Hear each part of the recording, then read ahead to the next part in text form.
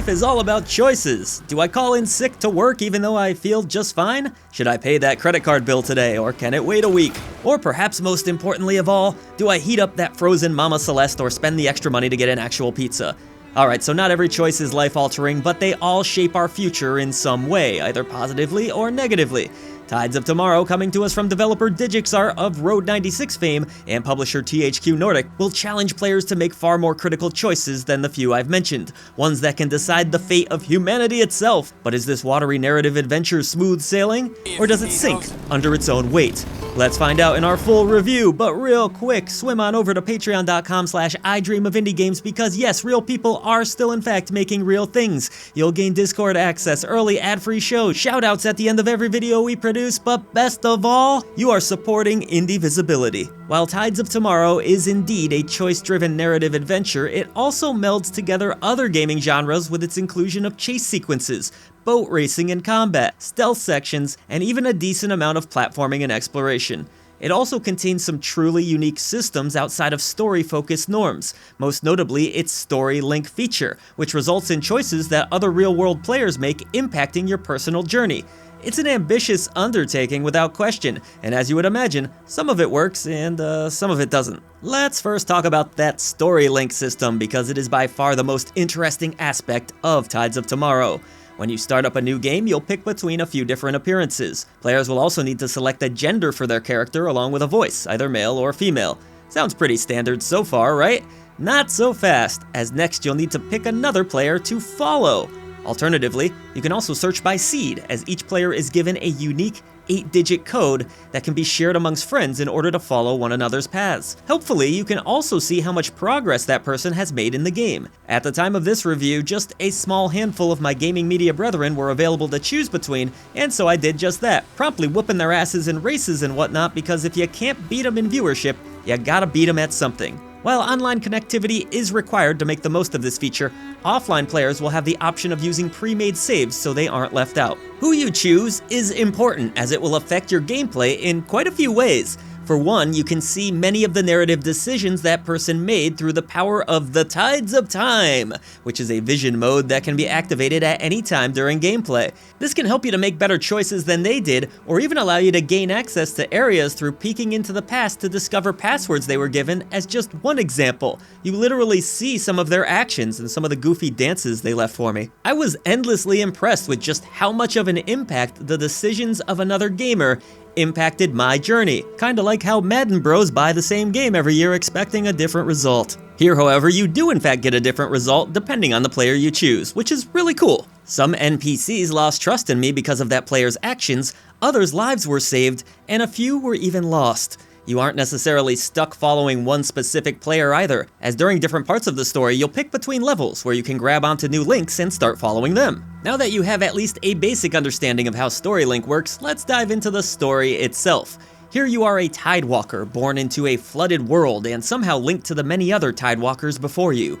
This strange place has been overrun by a terrible disease known as plastemia, which infects and slowly kills its victims, only stemmed off, at least briefly, through the use of ozone, a chemical that fights against the nasty effects of plastemia.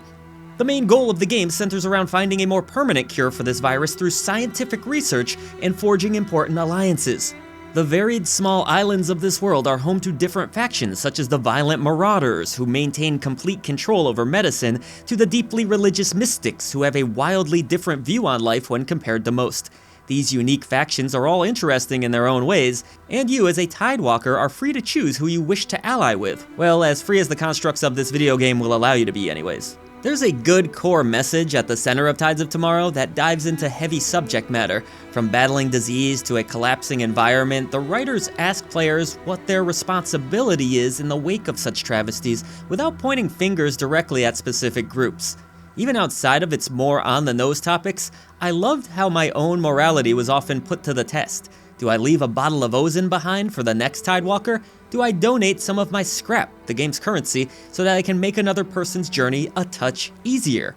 These choices come and come often, and much like real life, are never easy to face. Kinda like, where are you gonna buy GTA 6? Are you gonna get it on Xbox, or are you gonna get it on PlayStation? Who are we kidding? The console wars are dead. Good. Where the game falters a bit is, ironically, the fault of its coolest feature. Story link isn't perfect and can sometimes lead to messy interactions between characters that don't always equal out to a cohesive tale. Some exchanges between characters felt smooth and natural, others took me out of the experience entirely. This is because characters often struggle to react properly to your decisions. Some of the most hurtful selections I made were shrugged off rather easily, or forgotten entirely by the time I rolled into the next chapter.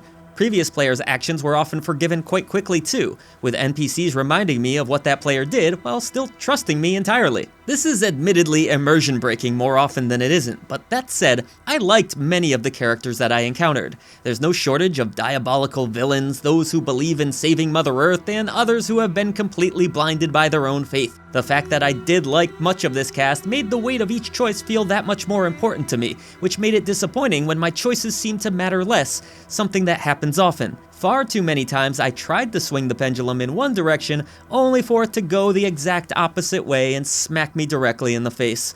Tides of Tomorrow, for its many victories in storytelling and pushing the genre forward in exciting ways, can be stubbornly stuck in the past and taking the long way around to the same ultimate location. While on the subject of narrative choices, I should mention that each choice made will also fuel traits within you.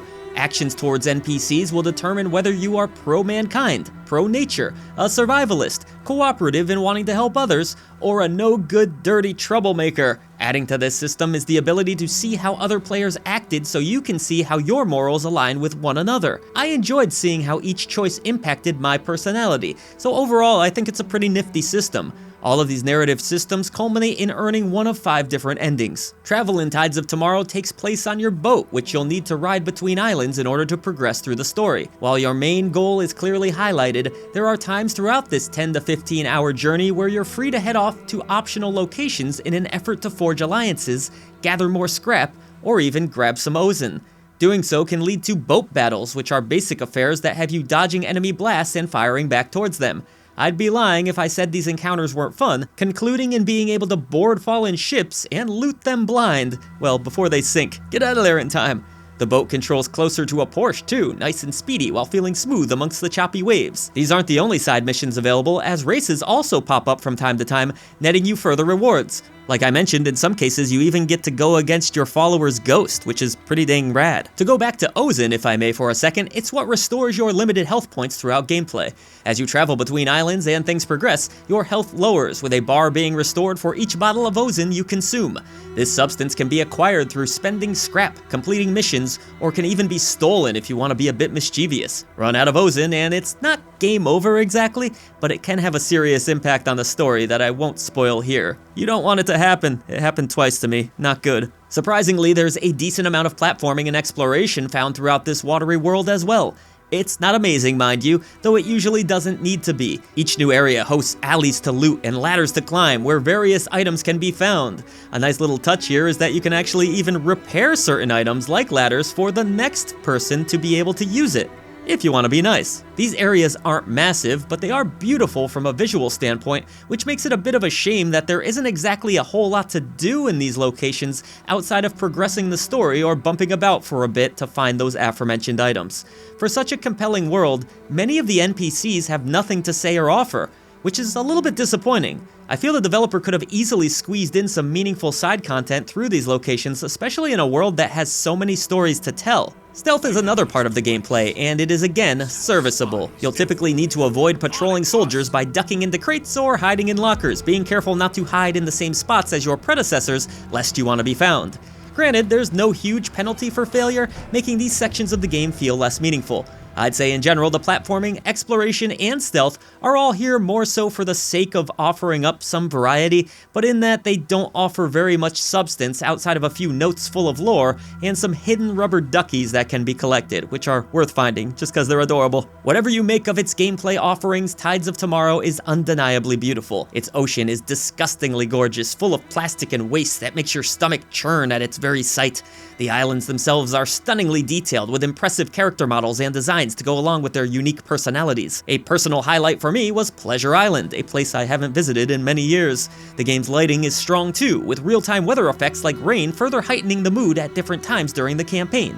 Certainly, there are some awkward facial animations to be found on more important characters, but for the most part, I found just about every facet of this game's presentation artistically impressive. Tides of Tomorrow's sound design is also impressive. While some of the voice performances are a bit awkward given the game's structure, the soundtrack is an eclectic mix of genres featuring island-themed vocal tracks, heavy metal, and even some electronica. All of the other sound effects are wonderfully implemented, making for an immersive experience that sadly didn't seem to take advantage of my 5.1 system, at least on PC. I had read in previews leading up to the release of this game that users were experiencing performance issues, so it was to my surprise that Tides of Tomorrow was one of the smoothest rides I've taken all year. I can't even recall a single frame rate drop using my 4070 on high settings at 1440p resolution. Whether it was more intense boat battles or lively towns full of NPCs, the game rarely buckled, though the story was much different on Steam Deck. Here the game looked, pun intended, washed out. It also struggled with frame rate, no surprise given this is a new game running on now fairly old hardware, but it's still worth noting that while yes, the game is playable on Valve's handheld, you'll be missing out on its fantastic visual presentation and dealing with a frame rate that bounces between the 20s and 40s quite rapidly. On paper, Tides of Tomorrow could have been a total disaster. Whenever you try something radically different, there's risk involved. And to some degree, I still don't think this game will appeal to fans of narrative adventures specifically, as it has so many other genres welded into its armor. But that said, I enjoyed this world, its characters, the gorgeous visuals and sound design, and especially the story link feature, even if it comes with consequences of its own. The game is not perfect, like I've said, but it is a bold step forward for a genre that could do with some change. I'm not convinced that this game necessarily needed stealth and so much on-foot exploration, but these components certainly aren't egregious enough to write it off entirely. There's plenty of drama here that makes it worth playing. I'd say that if you've enjoyed narrative-focused games with choices that matter, the likes of what Telltale have given us throughout the years, you'll find something to like here, assuming you're okay with its other offerings. Players who want a narrative game to be just that and nothing more could find this product a bit confusing and off-putting. At I Dream of Indie Games, we would never dream of reducing a game to a number. That's why we have our Genie Lamp system. You want to avoid that dreaded Indie Krampus at all costs, but we go all the way up to the elusive golden Genie Lamp of approval. And with all of that said, for its many flaws, I still enjoyed this game quite a bit, but not enough to call it great. I'm going to award Tides of Tomorrow the bronze Genie Lamp of approval.